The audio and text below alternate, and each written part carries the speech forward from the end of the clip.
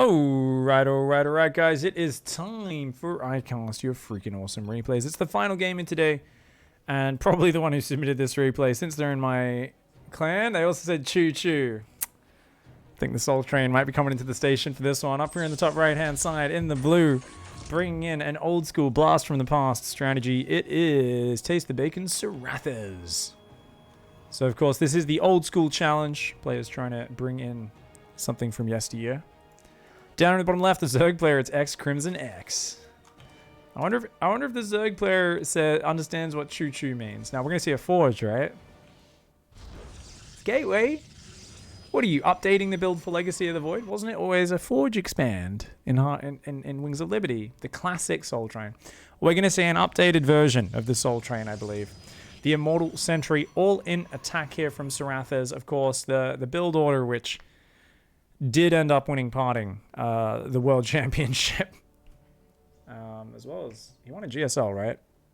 Won GSL? I think. Did he just win a super tournament? I can't remember.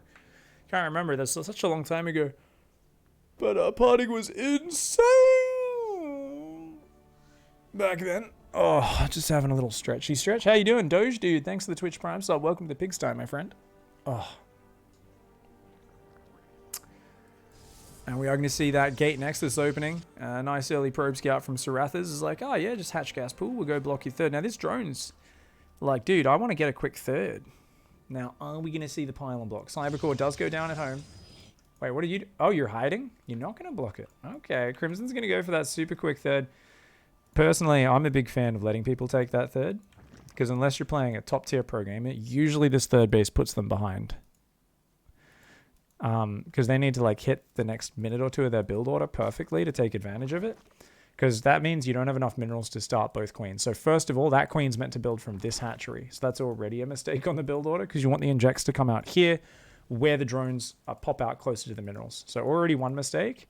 And now we just need to see Crimson forget the 25 or 26 Overlord and go straight up to getting supply blocked. So he's building two queens now and then an Overlord. But you can see here, link speed hasn't started. Okay, I actually like the pulling off gas. It's a good variation on the build order from Crimson.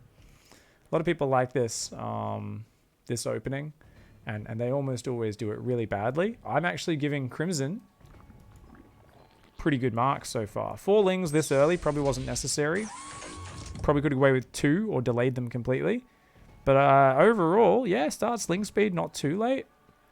Crimson, wow. Actually, well-executed opening. Really clean.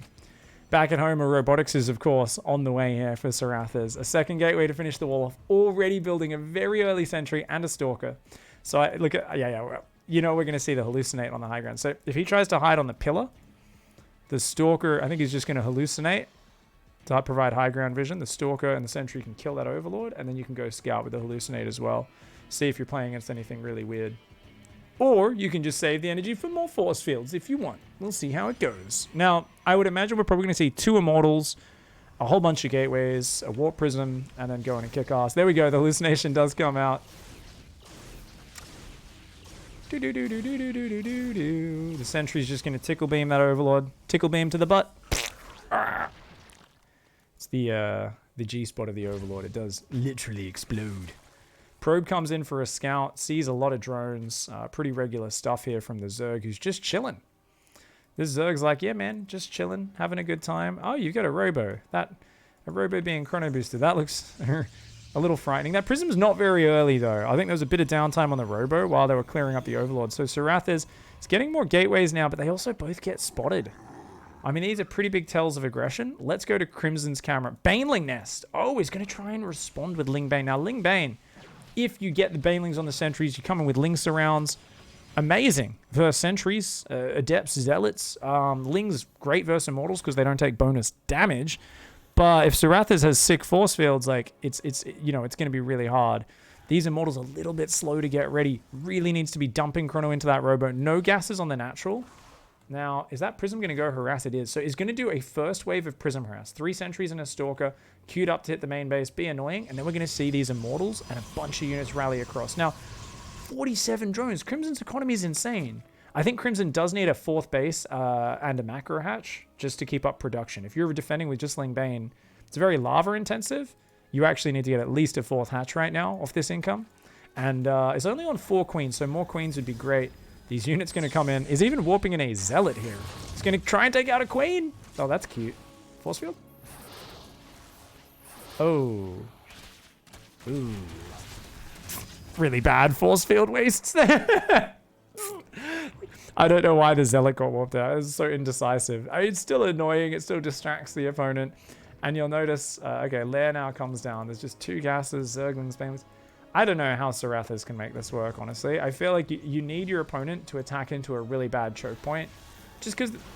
or start building way too many drones. Macro hatch, 4th base goes down. I was talking about that production. 10 more drones, though, against a 2-base opponent. You can do that. You got to be careful, though. You got to be careful, mate. And right now, look at this awesome distraction from Sarathas.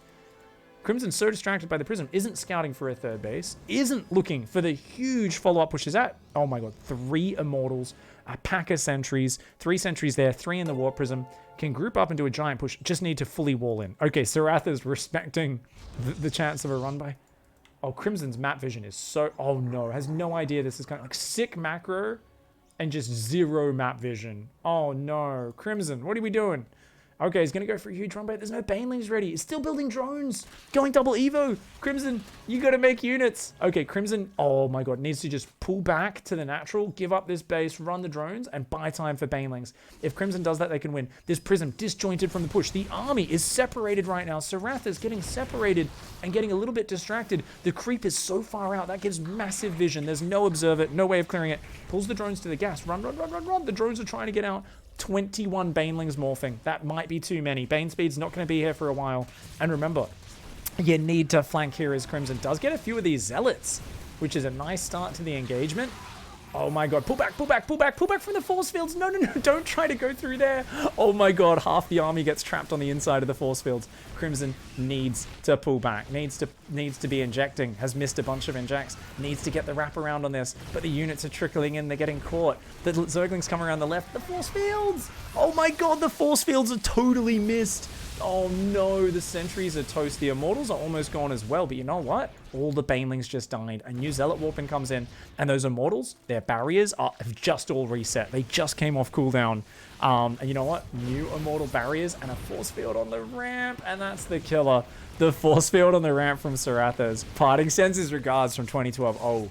Oh, you piece of shit. I love it. Just shit talking right at that moment. Oh my god, and then doesn't force field the ramp because he's too busy shit talking. Sarathas, you fucking gronk. If you lose this game, you absolutely deserve it. Just for missing that force field while you're too busy gloating. Oh, but it looks like just enough units with those zealots. Yeah, it's nice builds, says Crimson. Yeah. Oh my god, Crimson almost held. If Crimson actually just morphed a few more Banes, pulled that queen to the high ground, still had a shot there. But Crimson was in such a good position. This is... Once again, I rant a lot about it recently, but the disjointed skill levels of a lot of StarCraft players out there, right? Crimson is so far ahead on the macro and just has 0 map vision of whether there's a third. If Crimson had known this attack was coming, pulled home, made Banes, flanked this attack, if had any Zergling spotters out at all, should have been the easiest hold, right? Don't be making Evo chambers. Don't be making more drones. Pump those units and kick some ass. Also, these Zerglings, if they went in a little bit earlier and actually committed to this, rather than running home, that could actually kill the wall and then just overwhelm, potentially. Now, once you warp Adepts in, you force the Adepts, it's a good choice to pull back to the army. But Sarathas, dude, bringing it back. I really wish you died after missing that force field on the ramp, just for fucking the meme. You're like, ooh, party says his regards. I'm like, and then like, Banes come down, kill your army, and the other guy's like, GG, well played.